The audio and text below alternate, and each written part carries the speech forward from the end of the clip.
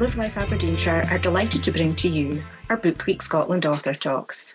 This week, members of our library team talk to popular Scottish crime writers Shona MacLean, Douglas Skelton, Teresa Talbot and Caro Ramsey. We also introduce a brand new local author, Jane Eddy, who had her first crime novel, Black Blood, published last year. We also have local storyteller Jackie Ross, who will be sharing some myths and legends with you too. I'm Jackie Caroon, and for this session, I will be speaking to local self-published historical crime author Eric Davidson, who embarked on a new profession as a historical crime writer after he retired from a career in the civil service in 2014. Eric started off with his Inspector Fraser books, a series set in Edwardian times where Inspector Jake Fraser encounters murder and mayhem in the city of Aberdeen during the early 1900s. He has also written his MILO books, a series set in the 1970s about espionage and military intelligence, and his newest book, The Boy Who Didn't Like Corned Beef, is once again a story set in Aberdeen, this time during the typhoid epidemic in 1964, where not only does the city have the epidemic to deal with, Detective Chief Inspector Ogston also has a murder to solve. So welcome, Eric. I'm delighted that you agreed to be part of our Book Week Scotland programme, and you are kicking off our talks this week. So I have a lot of questions to ask you. So I thought, first of all, I would start off with your Inspector Jack Fraser series, a very popular series amongst our readers in Aberdeenshire. I know you've a police background and you've lived in Aberdeen all your life. Did you always have an interest in Edwardian history? And was this the reason why your first book took place during this time? I've always had an interest in history, not necessarily any particular period of history. I just like things that have happened in the past. I've always been more interested in the history of places, for example, than the geography of it. And when I made my rather ponderous way through secondary school, it was English and history that were the two subjects that grabbed my attention and kept me interested all the time I was there. When I decided to write a story, Jake was originally meant to be a Victorian detective. I wanted to set it in the 1890s originally, but when I started to research that, I couldn't find anything extra to write about in the 1890s. And when you sit down to write a book, you need a few strands to write about. It can't just survive on one idea. So I couldn't find anything much else to write about in the 1890s. But when I moved it forward 10 years, I found an awful lot was happening in Aberdeen in the sort of 1906 as I eventually settled on. And that really determined the period in history in which I decided to write. It was more about having things to write about than me necessarily being specifically interested in that period of Aberdeen history. Interesting. So I'll keep referring back to my notes because I just want to make sure we keep this author talk on track. So from the level of detail, it was easy to imagine the streets of Aberdeen. And that was really easy for me because of your use of imagery and word choice. What level of research did you have to do, and how close to reality are the scenes that you set in the book? For me, the research is the most important part of any book that I write. I think to write a story that is effectively believable is only believable if there's an element of fact and fiction mixed in there. So I've always liked to do research. For me, it's the best part of the process. I am educated as much as my readers by some of the things I've researched, but I always try to ensure that I put as much fact into what I write as I do fiction. For Jake, for example, I start off by picking up on the British Newspaper Archive website. I'll go back to 1906. I'll go back to the period that I want to set my book in, and I will read all about the papers of that time, taking out little snippets of events that may have happened, of adverts about restaurants or cafes or things that people bought. Just generally picking up on everyday issues that when you put them into a story, it just gives it that little bit more factual grounding. And I always want to have my reader come away from one of my books thinking, you know, actually that could have happened. I mean, it's written in such a way that it's not just total fiction. There are things in there that were true, and it makes the old story that little bit more more believable. So yeah, I would say that in anything I've written, the research has always been done to the best I can do, and I've always tried to put things into the book that are then as factual as I can make them. So for example, if Jake goes to a cafe for his lunch in the book, then in most occasions that cafe will have existed, it will have been there, and they may well have served the very thing that Jake has, because I've picked that up in one of the papers already. So that's how much I try to go into. I could sit back and say, well, in 1906, I've got nobody around nowadays who can remember those days, so they're not going to challenge me on it based on personal memory. But I like to think within my own mind that I've done my research, I'm writing about something that is actually fairly factual. And if you were to challenge me on it, I think I could probably stand my corner, as it were. So what about the police archives? Did you use those for your research?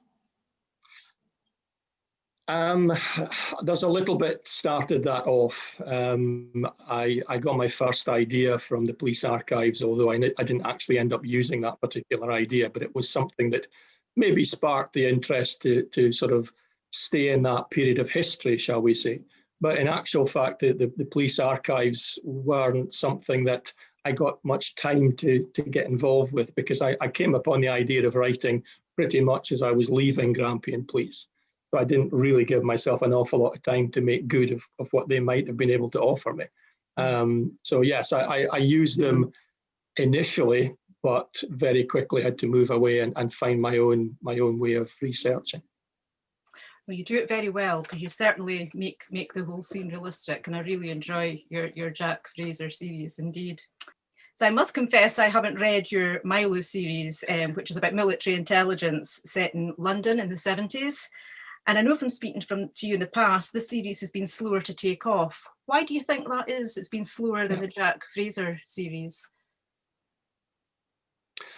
I think one of the main reasons is probably the fact it isn't crime fiction. I seriously believe that crime fiction is probably the most popular genre in terms of the kind of books that people like to read. And MILO is probably a bit more John le Carre than it is Ian Rankin. So perhaps I'm aiming at an audience that's so totally different that they're not going to pick up on my books, because of any publicity that I get for Jake Fraser and even the little boy, the new book, is going to be crime fiction based, I would suspect. And people will miss out on the fact that there is this whole series of books that are set in a completely different world, if you like. It's quite disappointing from my point of view. I'm quite pleased with the content of MILO. I think I've actually come up with a reasonably good idea. It's just not something that seems to have, so far at any rate, sort of garnered the support that I might like. I suppose the other factor as well is that it's because it's not so easily compartmentalized. It's maybe just this fact that it's difficult then to get that level of publicity that any book would need to get that sort of interest. We just keep plugging away. So I'm sort of coming to the idea that MILO may not last much longer anyway. So I might end up having finished the series before people start reading it, but that's what it'll have to be at any rate. But no, it's a little bit disappointing, as I say, that it hasn't taken off, but we'll just keep plugging away. I'm sure you'll maybe find that the readers listening to the author talks this week will maybe give your MILO series a try now. They've heard about it. So maybe you'll find that that series will become more popular. So you just mentioned... Well, certainly the first MILO... Sorry, I was going to say the first MILO book, the Varga file, there's an awful lot in there. I mean, when you talk about research, I did an awful lot of research before that book was written, and there's a lot of things in there that are perhaps even of interest to a reader beyond the central story. So again, it's a lot of reading, but I hope it's entertaining in the process. Fiction's always an opportunity to learn about things that are factual and non-fiction as well, aren't they, with the amount of research that you have to do. So that is, maybe people will pick up on it now they've heard about it. So you briefly mentioned your recent book. Yeah, hopefully. So you briefly mentioned there your newest book, The Little Boy Who Didn't Like Corned Beef. Actually about a third of the way through it just now. So it's had the backdrop of Aberdeen being in lockdown in '64. From what's happening just now due to COVID, are there similarities that you see in how people are coping from the research that you did for The Little Boy Who Didn't Like Corned Beef and how people are coping now? Yes, I mean, it's incredible to think that there I was finishing off writing this book just as COVID-19 was beginning to become public knowledge. And I would never have believed that something would have come along in 2020 that mirrored in many ways what went on in 1964. For example, personal hygiene became the mantra of the time. I was still at primary school and we were just told incessantly that you had to keep washing your hands. We weren't allowed to share sweeties in the playground, which was marvelous as far as I was concerned.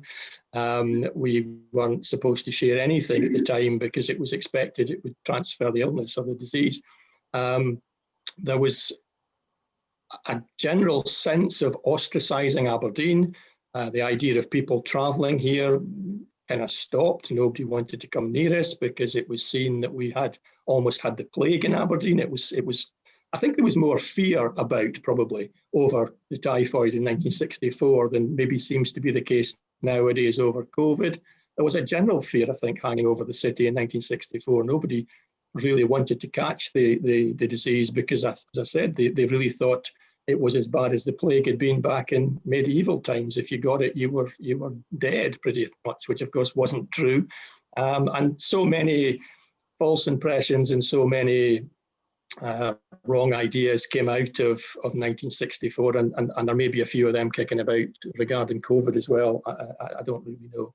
But certainly what Aberdeen went through in 1964 was not too different from what we've had to go through recently. And of course, there was the famous requirement for the Queen to come and visit our city before people would realise that it was disease-free and that they could then come and have their holidays here or visit their family or whatever.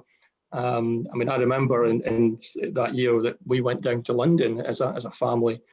We actually gave our relatives the opportunity of telling us not to come if it was going to bother them. So yeah, I think there was a definite sense in 1964 that those who lived through that won't be finding the COVID thing quite such a difficult restriction to cope with as others might. Okay, so apart from one, all your books have been set at some point in the past. Is there any particular reason for steering clear of modern settings in your writing? Kind of back to my interest in history. I still find when I'm doing research, it's more interesting to pick another time than this one. I'm not a huge fan of sort of writing about the here and now because I think so many other people do that as well. And there are a growing number of Aberdeen-based authors who are kind of covering that. So maybe I'm happy to steer clear. But certainly when it comes to crime fiction, I've always said the main reason that I steer clear of the modern day for crime fiction is because I have no knowledge whatsoever of forensic science, and I am more than happy to not get involved in that. So if I set my story back in 1906, for example, then I don't have to worry about forensic science because there wasn't any back there. So I suppose to some degree, it's about me making my life a little bit easier when I'm making up these murder stories that I do. But essentially, it's driven by the fact that I'd say it's back to my desire to sort of enjoy history, and it makes sense to me to have a solid backdrop story as well. For example, with The Little Boy Who Didn't Like Corned Beef, the typhoid is a solid backstory. So it's something that you can write about in itself. Add on to that a juicy murder story, and you've kind of then got two really good strands, not only to write about, but also hopefully then that are interesting for the reader to read about. And I suppose that's really why I sort of tend to stick in the past when I sit down to come up with a new idea. It's interesting. You're a self-published author, so you publish your books yourself, and your wife Heather and your son help with your editing and things like that. What was the decision? Did you make a conscious decision to become self-published? Did you try to find a publisher? What was your reasoning behind all of that choice? I've been writing various things for a long time. I first started trying to get something published back in the early 80s. I mean, I've been trying to be conventional, if you like, for quite a while now. But when I left the police and decided that I was going to write, I'd already decided there were going to be at least 3 books. By that time, I had found out about self-publishing and how it's completely changed over the years with the use of the internet and various other things. And now it has become so much easier now to just get your work out there and let the public decide if it's good, bad, or indifferent. And probably because it's become that much easier, it made sense to me to just go down that road rather than try and attract a conventional publisher. Since I started publishing in not 7 years ago now, and in that 7 years I have spoken to a couple of publishers at book events and things like that, and they've shown an interest in what I'm doing, but they're not showing any interest in actually publishing it because they've got other things already on their books to do. So rather than wait for someone else to come along and say, right, well, I'll do something with this now, I decided to just go ahead and do it myself. And once I'd made that decision, I kind of made the decision at the same time that I wasn't going to involve anyone else because to be honest, I didn't think I needed to. The standards that we have always set for the books that I write are no different from any other book that's being published.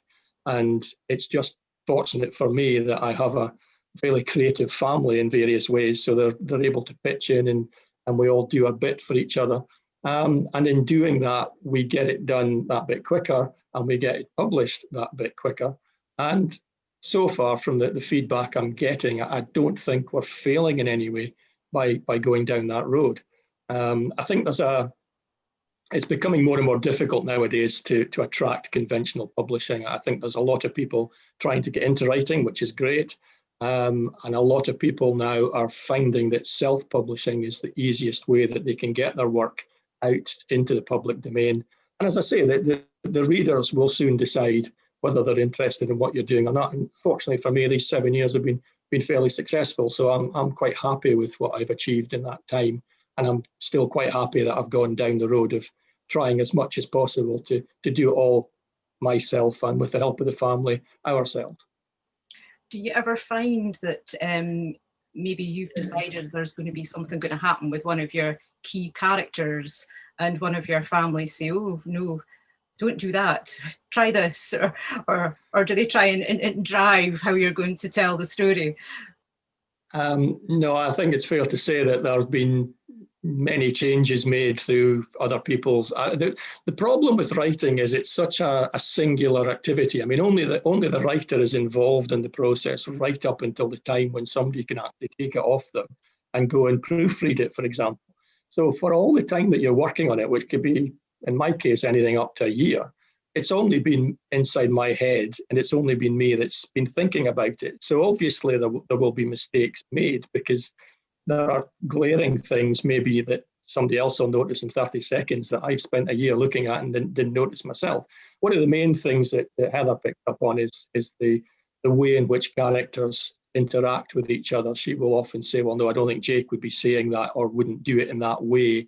Or remember, it's 1906 or 1908, because again, there's a tendency when you're writing to fall into the modern way of writing. And of course, it doesn't fit then. So yes, there's no doubt I absolutely need other people to come along.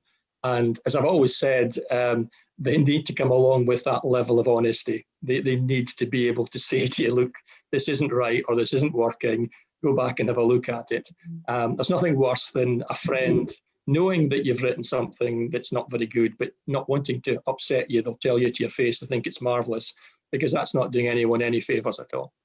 So yes, I can safely say that my family do not worry about telling me things that need to be sorted. And because of that, it gets sorted and the final product's that bit stronger for it. Well, you're a good team, definitely. Do you have other ideas set aside for future books for Jake, or do you have ideas to introduce a new character, a new series? Well, one of the problems that I have found, particularly during lockdown, and it hasn't got an awful lot better since, is that it's been quite difficult to focus, to concentrate on something. I've actually picked up through social media that one or two other authors have been saying the same. They've found themselves sitting at the computer and things not really flowing the way they used to.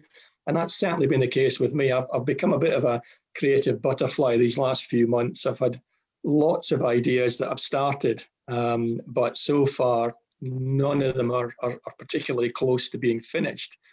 So yes, I've got plenty of ideas. It's not the idea of what I might do that's the problem. It's the focusing now on one of those particularly and finishing off. One of the things that, as I said earlier, I mean, I'm kind of a mind to finish the MILO series now, because I think it's one that could now quite easily be brought to a conclusion that would be a natural and satisfying conclusion. So I may well do that, and then I've got a finished 4-book series, if you like, to start promoting a little bit more than I've been doing up till now. But like I said, I've been struggling to just sit down and focus on any one particular idea. And I need to get myself back into that sort of groove. And we'll see what will come out of it. When you start a book, do you know how it's going to end? And it's the bit in the middle that you need to decide how you're going to get to the end? Or does it organically grow from each chapter? Or do you have a beginning and an end and you work on the bit in the middle?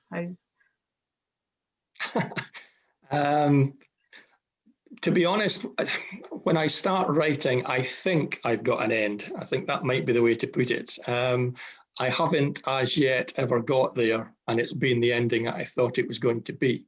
One of the problems, that's not a problem, one of the issues when you're writing a book is kind of what you touched on there. As soon as you start developing characters, you start changing the way that you maybe think the story needs to go.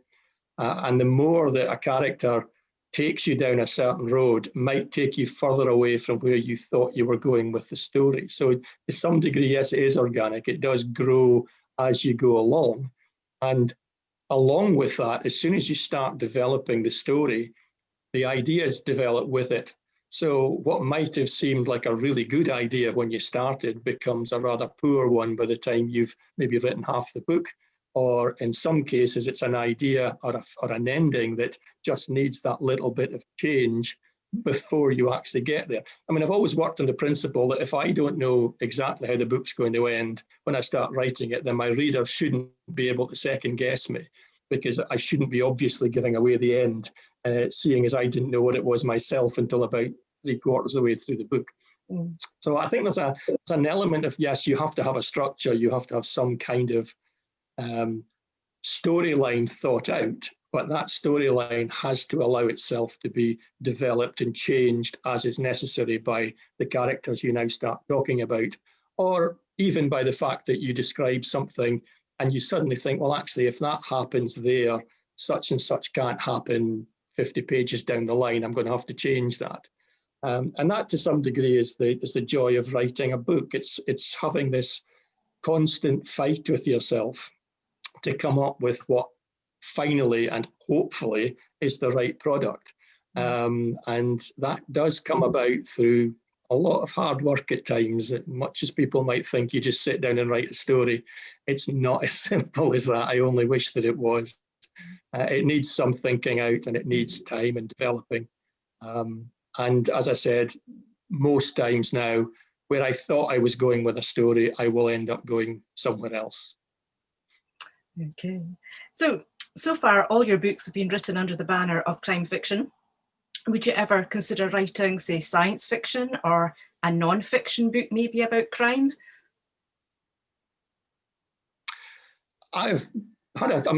Amongst my butterfly flitting this summer, one of the things that I did think about was writing a non-fiction book, but it would be about music, because, you know, secondary to writing, music is probably the biggest thing in my life. I never sit down to write anything without having music on. For example, I just can't function without something in the background. And I would really, really like to write something about just my experiences and thoughts on buying, listening, reading, soaking up music for the last 50 years or whatever. And I did start doing something during the summer this year, but again, it doesn't have enough legs to really walk through a whole book at the moment, but it's certainly something I might return to. In terms of just writing fiction under another genre, I'm not exactly sure if I have the necessary ability to do that. I mean, a lot of people who write science fiction, for example, normally do it because they like science fiction. Well, I'm not steeped that much in it to maybe make a good job of writing about it. Similarly, I was once asked at one of the talks I did if I would think about writing something for the teenage market. Well, I'm sorry, you know, I'm not somebody who understands the teenage market, so it would be wrong of me to try and write a book about it, because I'd be caught out right away. I'd use the wrong language, I'd use everything that could be wrong, would be wrong. So much as I would like to break out of my comfort zone, the only thing that might drag me out there would be to write something that would be non-fiction. And as I said, I'd like it to be something in the world of music, if that's at all possible. But we'll see what happens. I do have one or two ideas in that line, very much on the back burner, but I might bring them forward and do something with that, just to give me a break from coming up with a fictional story, for example. At least if I'm writing about something that's factual, wholly factual, then it's kind of there in front of me. I don't have to work on it. Yeah. But we'll see what happens. I'm a comfort zone person, so maybe I'll actually end up just staying there. I'm quite pleased to hear that, because I thoroughly enjoy your Jake Fraser series, and I'm enjoying reading your new one in the introduction of Ogston, so Chief Inspector Ogston. So I'm quite happy to hear, and I think some of our readers will be happy to hear that you're going to stick with your crime fiction. So it's our final question, Eric. What does the future hold for you as an author? I think in the general terms, I'm obviously going to keep writing. Fortunately, it's something that, you know, you can do. It doesn't matter about age or anything else. You can sit down and write a story pretty much at any stage of your life. I think as long as I still feel fresh and able to sit down and spend the time I do researching my books and picking things up and coming up with the ideas, then I'll keep writing. In the immediate future, I still think that I'll finish off my MILO story. I've got about 2/3 of a book of that written, which I'm quite pleased with. It's a nice, I think it's a nice way to finish off that series. I've also got a Jake that's about half written as well. So, I mean, I suppose I could veer away and just get on with that. Jake, I see having about another maybe 3 books in that series. I want to take Jake up to just the beginning of the First World War is the time that I think he would call it a day. So as I'm going into 1910 with the next one, I've still got mileage to write books in that series. But as with The Little Boy Who Didn't Like Corned Beef and with One Less for Dinner, which I wrote, they were kind of standalone ideas that just came to me and seemed worthwhile running with. So something like that may still come along and interfere with my general plan. But I think for the foreseeable, I'll probably stick with the characters that I know best and that my readership knows best, and keep coming up with those kind of stories for the moment. But that's all dependent on what I said a minute ago, is me actually getting sat down and focused again and actually get back into the zone of writing and not have my day interrupted as it so constantly seems to be with the news from outside in whatever shape or form it comes, and the next restriction that's being placed on us all, and the whole way that life as we know it in 2020 has just changed so dramatically. I think it has affected very much how you sit down and operate when you're trying to do any job. I suspect you'll find the same problems in your line of work as well. There's an awful lot interfering with normal life at the moment. We've thoroughly enjoyed speaking to you and asking the questions, and you've answered them all fantastically well. So I'll just end this interview, Eric, and wish you well. And I look forward to your next book. So thanks very much. Goodbye. Thank you very much. It's been great to talk to you. Bye.